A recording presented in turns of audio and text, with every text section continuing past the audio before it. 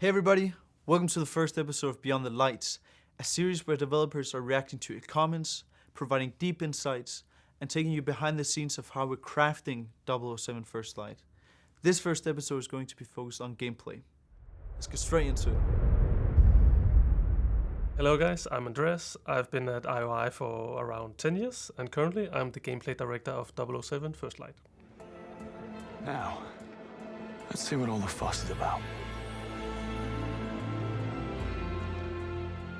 Let's go.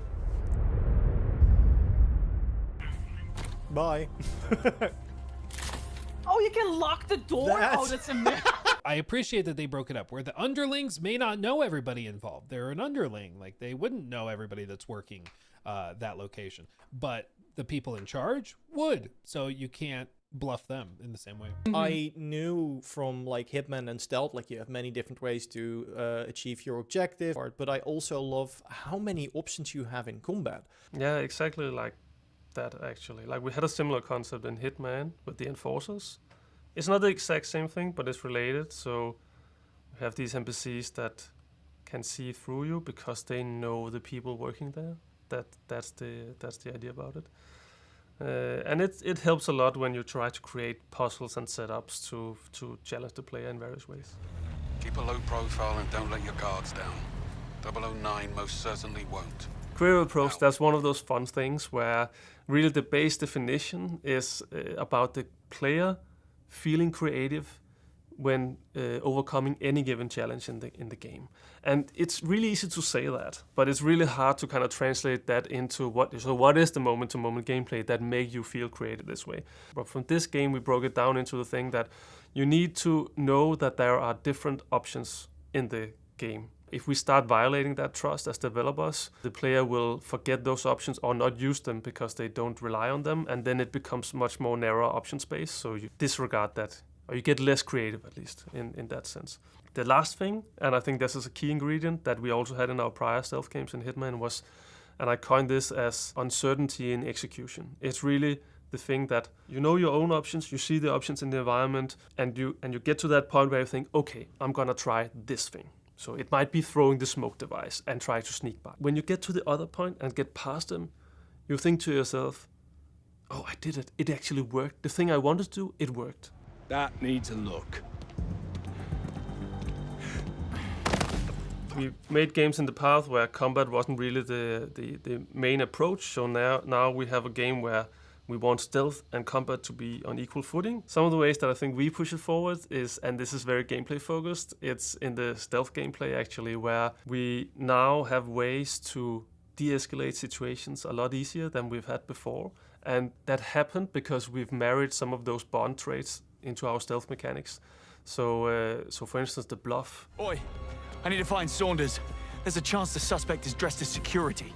The bastard could be hiding right under your noses. Damn. I'll keep an eye out for new faces. Those are ways to kind of contain a situation, even though you were spotted in a place where you weren't supposed to be. You can talk your way out of it, or you can de-escalate the situation and maintain kind of your stealth status. So that loop in a stealth gameplay setting is something that twists us a little bit away from the normal stealth loops. It feels very good to have that second win or a way out at least. Antique books on display about the castle and local history. Wonder if you could help me. I'll certainly try, sir. Are we ready?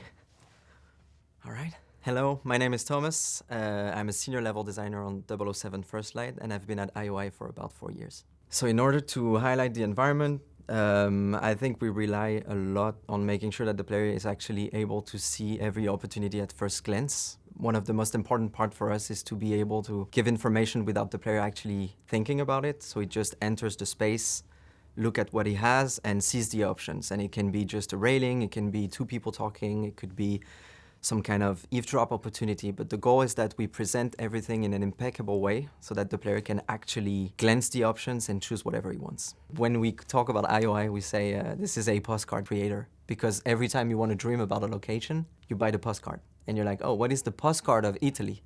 And you will say, oh, it's Pise, the tower, right? It's not just showing you this place, it's showing you what you want to be and where you want to be in that space. I think what's interesting with having a young Bond is that it's almost a new canvas for us and also for players. And usually when you jump into the boots of a new iconic character like this, you are trying to match the energy of that character, and it's very hard to give that to the player right away because players, they just get to discover this character with you.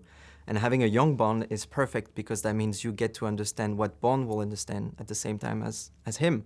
So basically you will try and rehearse at the same time Bond will actually try and rehearse in the game, which matches the energy that we want to give and the story we're trying to tell. The laser fires a direct Oh beam yeah, of the energy laser, that nice. can be Of course the laser. Yes. You can't really make Bond gadgets without having the laser. Nice. Tactically on environmental weak points. Nice. Just think about the options. We can disable devices from a distance, put people to sleep from a distance, hack things, smoke bombs, distract. When we get caught in a restricted area, we can use up our instinct to bluff. Exactly. Think about the options. This is funny because obviously we've been in various stages of development on this project, right? And in some of these stages, also in-house, we've talked about, do you have enough options? What is like? And you had so many options with the games we did prior to this, and it doesn't feel like we have the same. And when you look at them side by side now, Hitman and Bond, you can feel you have a lot more options here. Some of the things that in gameplay make you actually feel like James Bond is some of the things that you know from the movies also. It's unique moments where you see Bond fighting on an airplane wing, for instance. So in those moments you will feel like Bond. On top of that, there's obviously the gadgets, which is a key component of any Bond movie and obviously should be in a game too.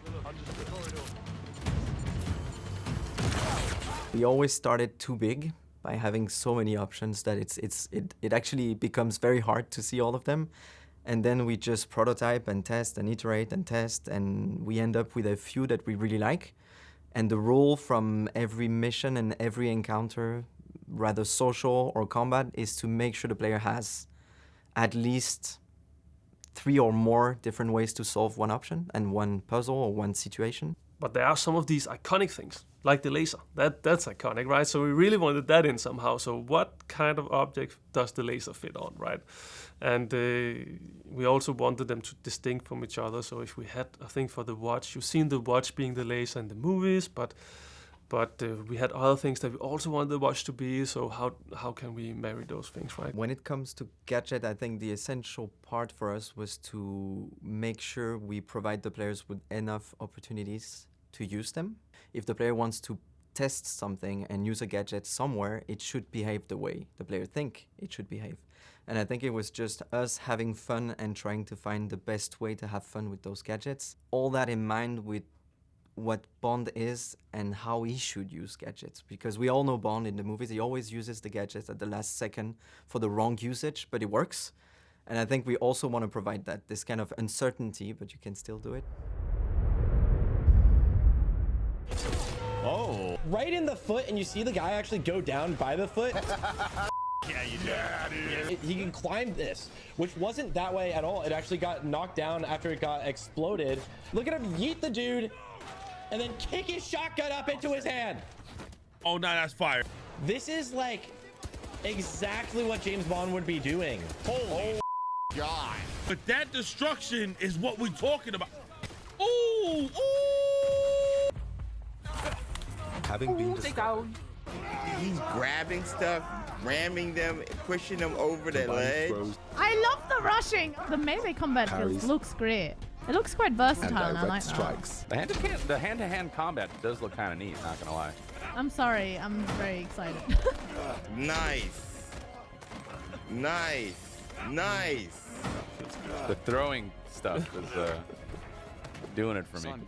God, I love this. God, I love it. I also love it. Sometimes, James. Yeah, and obviously it's about adding all these moves so you can use the environment and you feel you have the range of tools to do what you want, right? And you see here, you ram into things, you throw things from the environment, you throw people around over the environment into the environment, and it's giving you a sense of improvisation, which is really Bond's signature way of doing close combat in this game, at least. Also what you know from some of the movies. My favorite environment interaction is probably the fire extinguisher. So it was one of these where, okay, I set out a vision at some point where I was saying, okay, we need to use these environment set pieces in close combat, and they need to go off. Even though it's not super realistic, it's just so much fun to have it happen, right?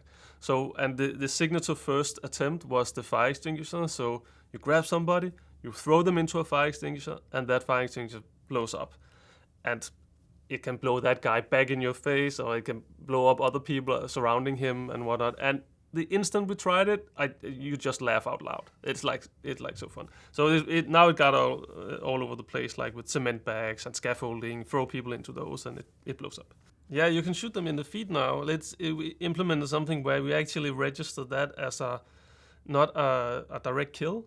So this is a way to go through our spaces in a way that you don't kill anybody, even though we force combat on you in some specific cases.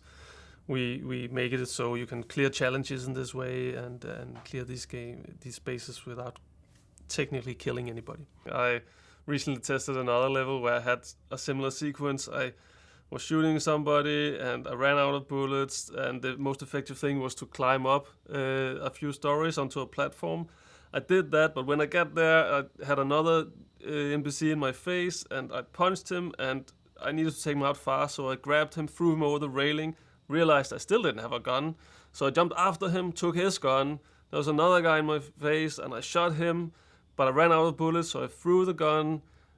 That took out the guy and ran to him, took up his weapon and fought on. And it was just, I had to pause the game and put my controller down. I was like, yes, it's actually happening naturally, the flow of events that we set out to do. I think level design wise, when we build combat arenas and encounters, the goal for us is to make sure the player has enough options to use all the mechanics we have, so gadgets, guns, and melee. And I think to be able to achieve that, the best way is to provide moment-to-moment and second-to-second options for the player to always be able to move around and always move forward. That's the main thing we try to have, is that the player has to go forward and he has to be able to actually always find options. And that means we're not specifically a cover shooter. We don't want the player to stay and stick to one place. We want him to move around and switch between combat range and also combat melee. And that means also using all the different things around to provide that. So combat scenarios are pretty different based on the mission and the context, right? So I think we have very guided combat moments where the player is there, everybody knows he's here and it's been seen, and you have to fight your way through, like every classic Bond movie. And in that sense, we usually provide forward momentum with guiding the player towards a very essential and visual element, so that you always know where you need to go and you're not lost, so that you can also focus on the combat mechanics we have, moving forward, going from melee to range, and also trying to find your way through with gadgets. In our previous games, combat, both range and close combat, was really a last resort for players. So this time around, we knew we had a protagonist that really, in James Bond, that really wanted a good combat experience. So we knew we had to craft that. We wanted it to be dynamic and reactionary and have that improvisation feel, as we know from James Bond as a character. And then I think the ultimate challenge was really the fact that we have these open gameplay spaces where we wanted the player to have total freedom, and you can choose whatever route you want. Do you want to do stealth? Do you want to do close combat, or anything in between, right? And for that to actually make sense for the player, we knew we had to craft a combat experience that was on par with the stealth experience. Some of the aspects in range combat in our game that we really wanted to highlight or emphasize on was the feeling of shooting a gun, right? You also need all those base level of functionality and feel that you have from other key shooter games, right? So we wanted that sound experience to be deep and impactful, and we spend a lot of time crafting explosions, right, to have that feel that feels like a beefy, meaty explosion.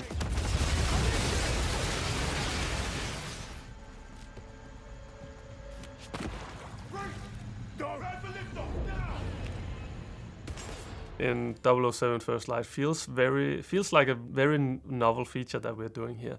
It's something we had to invent for this game, because we have a character now that doesn't really shoot first. You know him as a character that he will use force if he needs to, but he won't shoot somebody who didn't actually shoot first.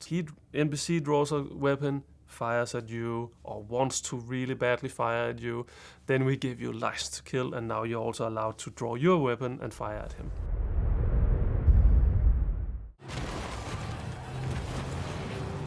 That's the car.